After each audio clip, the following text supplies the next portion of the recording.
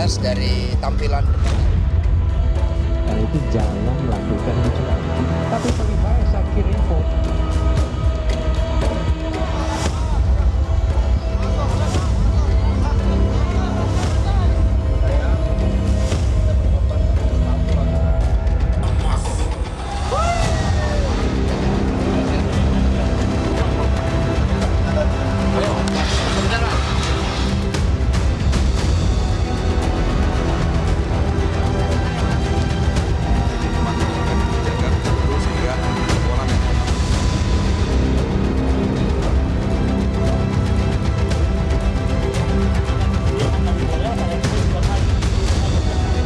Telah mempermainkan publik pemilih hanya untuk memenangkan kepentingan mereka.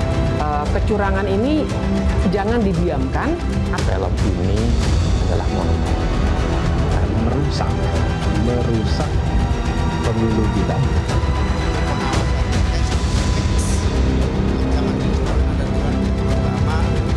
Film itu betul luar biasa, tapi semuanya kebenaran kan, karena lengkap dengan foto, lengkap dengan saksian. Tapi bagi saya Sakir Info, film itu tidak.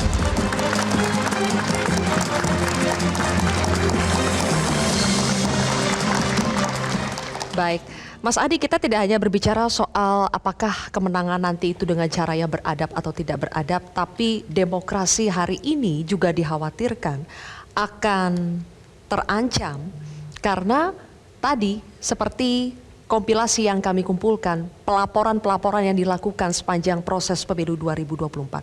Apakah ini adalah sinyal bahwa demokrasi kita selain ada potensi tidak beradab tadi, tapi juga akan semakin tidak bermartabat karena akan ada pembungkaman demokrasi? Yaitu tugas kita semua untuk memastikan itu tidak terjadi. Saya punya satu cerita yang mungkin teman-teman mahasiswa tidak bisa membayangkan bahwa ini pernah terjadi di Indonesia. Ibu saya datang dari satu desa namanya Tegalombo, perbatasan antara Ponorogo dan Pacitan ya, di Jawa Timur. Desa itu subur, Tegalombo, tegalan yang panjang ya, ada palawija, ada jati, ada sungai dengan ikan dan seterusnya. Sampai tahun 87 desa itu jalannya tidak beraspal, tidak masuk listrik, tidak masuk air pump. Desa itu miskin, padahal subur luar biasa. Kenapa? Tidak masuk listrik, tidak masuk jalan aspal, tidak masuk air pump. Sederhana, Golkar nggak pernah menang di desa itu. Yang menang selalu P3. Tahun 87, pemilu 87, Golkar menang. Oke. Masuklah aspal, masuklah listrik. Jadi ketika Lebaran 88, saya mudik ke desa itu kaget. Yang biasanya tiap hari saya harus mompa Petromax, ya, lampu dengan masang lampu minyak di mana-mana, kehilangan nuansa desa itu karena tinggal cetek listrik nyala. Oke. Yang biasanya nimba air di sumur, ya sekarang buka keran, air nyala. Ya, jangan sampai lagi kita mengalami era seperti itu, bahwa ada satu desa tidak dibangun karena terkait dengan pilihan politik warga desa itu yang turun-temurun memilih P3. Ya, kalau kita tidak hati-hati, apa yang kita alami sekarang yang oleh teman-teman akademisi, oleh teman-teman mahasiswa di kampus-kampus disuarakan, kalau kita tidak hati-hati kita bisa berbalik ke satu proses demokrasi yang membuat rakyat dihukum karena pilihan politiknya berbeda dengan apa yang dikehendaki oleh penguasa. Jangan sampai kita mundur ke sejauh itu. Apakah ada tanda-tanda itu akan terjadi lagi kali ini di pemerintahan yang baru nanti? Tadi yang disebut sebagai politisasi dari bansos gitu. Kekhawatiran bahwa kalau saya tidak nyoblos ini, maka warga di sini, di wilayah ini tidak lagi mendapat kucuran bansos. Nah, ada pikiran seperti itu saja untuk saya langsung ingat desa saya, Desa Tegalombo tahun 87 itu. Ya, notabene ini pengakuan saya. Apa yang membuat 87 desa itu memilih Golkar? Karena Danrem di Karisidenan itu ayah saya. Golkar lah desa itu. Danremnya ayah saya. Oke. Jadi langsung kuning. Tapi kalau bukan ayah saya, ya kemudian di pemilu berikutnya siapa yang menjadi Danremnya? Luhut Panjaitan. Makin kuning sampai sekarang.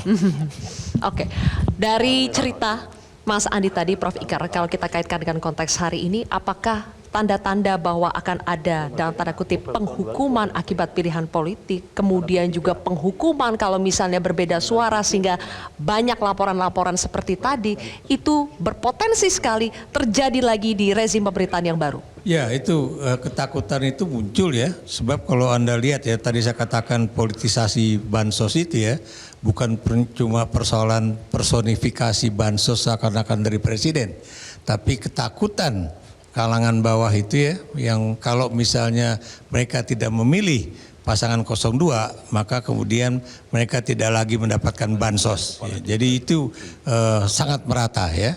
Makanya jangan kaget kalau kemudian baik itu kepala desa, baik itu rakyat itu juga merasa terintimidasi dan mereka akhirnya memilih siapa yang memberikan bansos begitu. Jadi sebetulnya menjawab itu Bang Nusron, Prabowo Gibran akan menjawab kritik-kritik perbedaan pendapat yang terjadi di masyarakat itu dengan cara merangkul atau memukul? Begini ya, kalau Pak Andi Wijayanto itu lebih enak. Tahun 88 sudah mulai ada aspal. Saya tahun 2000 baru ada aspal, baru ada listrik. Kenapa? Karena desa saya itu pemenang P3. Ya kan? 90% P3 itu. Tidak pernah nggak menang P3. Padahal 97 itu Golkar itu 76%. Tapi desa saya itu tetap bertahan menjadi desa basis P3. Kalau sekarang jadi basis saya, tentukan sekarang kampung situ. Nah, Pak Jokowi, Pak Prabowo, Mas Gibran itu sudah menjawab tentang masa depan demokrasi. Kalau Pak Jokowi itu tidak berpikir tentang demokratis, tidak mungkin membangun jalan tol itu sampai Aceh, tidak mungkin bangun jalan tol itu sampai Padang. Kenapa? Karena di Sumbar sama di Aceh itu suara Pak Jokowinya kecil. Kalau hanya mengatakan premis-premis yang disampaikan oleh Mas Andi tadi, harusnya yang kenyang pembangunan itu adalah Demak. Karena tahun 2019 Demak itu 78% pemilih Pak Jokowi. Tapi Tanggul aja jebol. Sehingga 9 desa hari ini terpaksa pemilihnya ditunda. Belum 21 desa di Kecamatan Sayung dan Karangtengah itu perbatasan Semarang kena rop. Baru ada mau dibangunkan dengan jalan tol yang melintas di atas laut. Padahal itu sumbangannya 78%. Which is artinya saya ingin mengatakan bahwa soal pilihan itu tidak ada kaitan dengan soal masalah begituan. Dan Pak Prabowo sudah menjawab dalam pidatonya kampanye terakhir di GBK maupun pidatonya kemarin malam mengatakan, saya kalau jadi presiden, saya presiden Indonesia, bukan presidennya 02. Kami akan juga presidennya 01 maupun 03. Jadi akan merangkul? Akan merangkul semua, dan itu sudah dikatakan akan merangkul semua. Laporan ke Bu Kony kira-kira bakal dicabut gak dari Pak Rosan? Itu urusan Pak Rosan. Karena soal Kony sama Rosan itu udah usah masalah pribadi. Karena itu masalah fitnah terhadap pribadi Pak Rosan. Mengatakan kalau Rosan dituduh bahwa Pak Prabowo akan menjadi presiden cuma 2 tahun, akan diracun itu misal di situ. Saya kira itu udah masalah personal kalau soal itu. Itu urusannya Pak Rosan kalau soal Rosan sama Kony itu. Saya nggak ikut-ikutan. Tapi kalau Pak Prabowo mengatakan akan dirangkul semua, itu jelas. Bahkan Mas Gibran pun mengatakan kita sedang mencari waktu untuk bisa sowan kepada 01, paslon 01, sowan kepada 02 untuk mengajak bersama-sama. Saya kira kalau masalah masa depan demokrasi ini clear lah. Kita tidak perlu lagi membuat premis bahwa demokrasi kita dalam bayang-bayang ancaman dan sebagainya. Saya kira pemilu itu adalah proses yang paling demokratis. Baik, oke. Dan tidak akan ada yang namanya kemudian dendam pasca pemilu. Saya kira itu kuno kalau cara seperti Oke, itu. baik. Kayak pilihan kepala desa di kampung aja. Yowes. Kalau kemudian tidak mendukung itu, kemudian nggak dikasih kesempatan khutbah Jumat di masjid itu bagi saya nggak ada lah istilah-istilah begitu. Mudah-mudahan benar ya apa yang disampaikan oleh Bang Saya Nusron, jamin nanti benar. akan jamin seperti itu. Oke, Saya kita jamin kasih tepuk benar. tangan dulu. Soal itu. Mas Dirman, kekhawatiran akan masa depan demokrasi bukan tanpa landasan ya. Kalau kita lihat tadi salah satu yang juga dilaporkan, meski bukan dari kubunya 02, ada koalisi masyarakat yang melaporkan. Gus Imin dilaporkan, Pak JK dilaporkan hanya karena mengomentari film Dirty Vote. Apakah itu tidak menjadi sebuah tanda ini akan ada ancaman buat demokrasi kita? Ya, komunikasi itu ada dua ya, verbal sama non verbal. Verbalnya bisa mengatakan segala macam tadi lah. Pak Presiden mengatakan tidak cawe-cawe gitu kan, tapi non verbalnya perbuatannya kan berbeda gitu.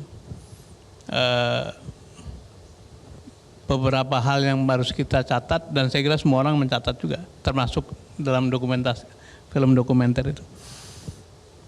Sejumlah orang tidak punya lagi kebebasan memilih afiliasi politik karena tekanan-tekanan hukum.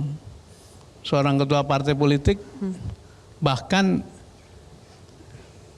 harus mendeklarasikan sesuatu yang bukan pilihannya setelah dipanggil oleh kejaksaan gitu. Itu menjadi rahasia umum. Jadi sebetulnya verbalnya boleh dikatakan bahwa tidak ada ancaman, kebebasan, tapi non verbalnya adalah tindakan-tindakan yang berlawanan dengan itu, dan non verbal itu bobotnya 70% dari pesan komunikasi gitu. Verbal hanya 30%. Jadi kita bisa mengatakan hal yang berbeda, tetapi kita merasakan ada ketakutan, ada political fears ya, ada suasana takut yang tadi juga dimulai dengan itu di mana-mana. Dan menurut saya ini mesti diterobos.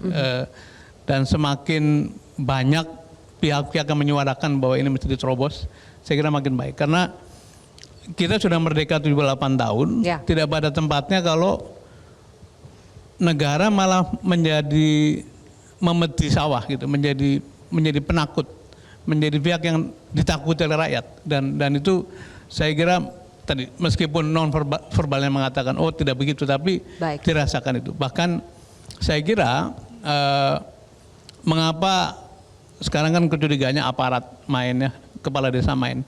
Di samping soal-soal yang sifatnya insentif, yang sifatnya konkret material, tapi juga ada rasa takut yang juga membuat mereka mau tidak mau harus ikut mengikuti apa yang diperintahkan oleh atas.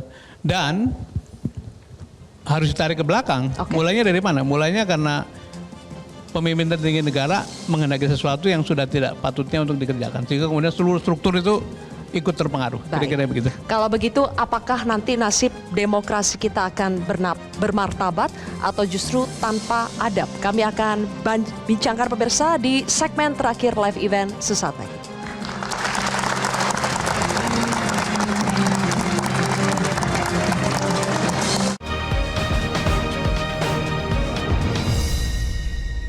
Jelajahi cara baru mendapatkan informasi. Download Metro TV Extend sekarang.